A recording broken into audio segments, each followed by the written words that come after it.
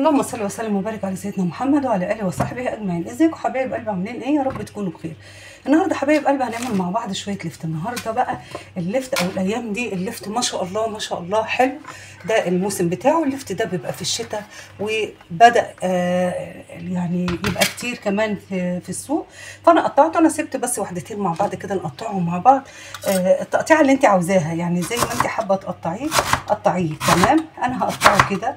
عندك القطعه بتاعه الخضار دي، عندك مفيش عندك خلاص مفيش مشكله، استخدمي اي حاجه تانية، سكينه، اي قطعه عندك استخدميها. تمام، وقطعته بالشكل ده اهو زي ما انتم شايفين كده. وهبتدي اقطع كله يعني الكميه اللي عندك قطعيها كده. انا سبت واحده بس عشان نقطعها مع بعض. وما شاء الله يعني انا ما اعرفش هو يعني سعره ايه، بس هو تقريبا هو اداني 3 ربطات ب 20 جنيه بس حلوين ما شاء الله، الله اكبر يعني. حلوين. تمام، عندي واحده البنجر دي انا هسيبها دلوقتي مش هقطعها، بس انا يعني هقطعها حاجات رفيعه كده انا هستخدمها، بس هحطها في طبق دلوقتي وهسيبها دلوقتي. ليه؟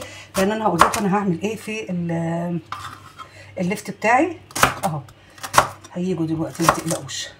تمام، هو مش محتاج يعني، هو بصوا اللون بتاعه البنفسجي جامد ازاي فيه، فهو مش محتاج ان احنا نحط عليه بنجر، بس انا بحب احط عليه بنجر. تمام، فانا هشيل البنجر بس بجنب دلوقتي اهو، سيبه زي ما هو كده. وهنبتدي نعمل ايه بقى؟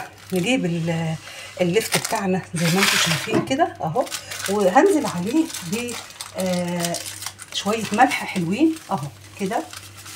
تمام، وهسيبه مع نفسه اهو.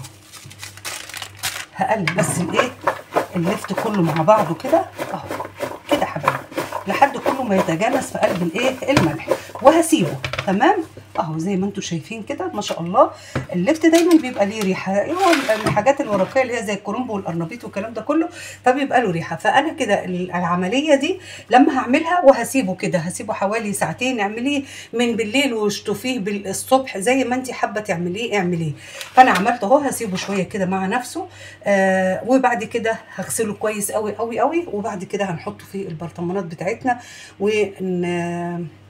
يعني اخلله معاكم. اسهل طريقه ممكن نخلل بيها اللفت، او اسهل حاجات بتتخلل هو اللفت، ولا بياخد وقت ولا مجهود ولا بياخد اي حاجه خالص. هسيبه كده هخرج وهاجي ان شاء الله رب العالمين وهكمله معاكم. حبايب قلبي رجعت لكم زي ما انتم شايفين كده اللفت بتاعنا. بصوا نزل، هي مش ميه كتير بس نزل كميه ميه زي ما انتم شايفينها اهو.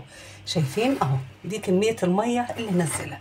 هاخد اللفت بتاعي بقى كده وتحسوا ان الحجم بتاعه قل شويه او الكميه قلت شويه. هاخده بقى اغسله كده كويس قوي وارجع لكم تاني. كده حبايبي هنجيب بقى البرطمان بتاعنا اللي احنا هنحط فيه الايه اللفت. تمام، البرطمانات هاخد بقى على قد ما هياخدوا البرطمانين. اول حاجه هحط كده قطعتين من البنجر تحت اهو. انا اساسا من غير اي حاجه انا بحب المخلل بتاع البنجر، يعني انا بحب البنجر في كل حاجاته. وهبتدي احط اللفت بتاعنا ما شاء الله. زي ما قلت لكم هو مش محتاج اصلا البنجر، بس انا بحب احطه في قلب الايه المخلل. هعبي البرطمانين بتوعي، بس نعمل ده الاول كده مع بعض اهو كده حبايبي.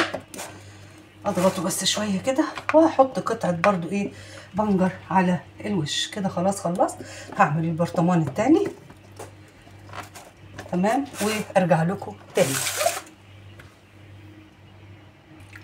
هنا حبايبي جبت الميه، وزي ما احنا متفقين اللتر من الميه بحط عليه 3 معالق ملح. لتر الميه عليه 3 معالق من الايه من الملح. تمام حبايبي، كده العيار المظبوط بتاعه. هنا كده عملت الايه الميه اهو زي ما انتم شايفين. وهبتدي بقى احط على ايه البرطمانات بتاعتي. نقرب بس البرطمان كده شويه اهو ما شاء الله كده حبايبي. ولا حطيت خل ولا حطيت ليمون ولا حطيت اي حاجه. نملى البرطمان التاني، عشان كده انا ممكن احتاج ميه كمان. هظبط بقى الميه كلها وارجع لكم تاني.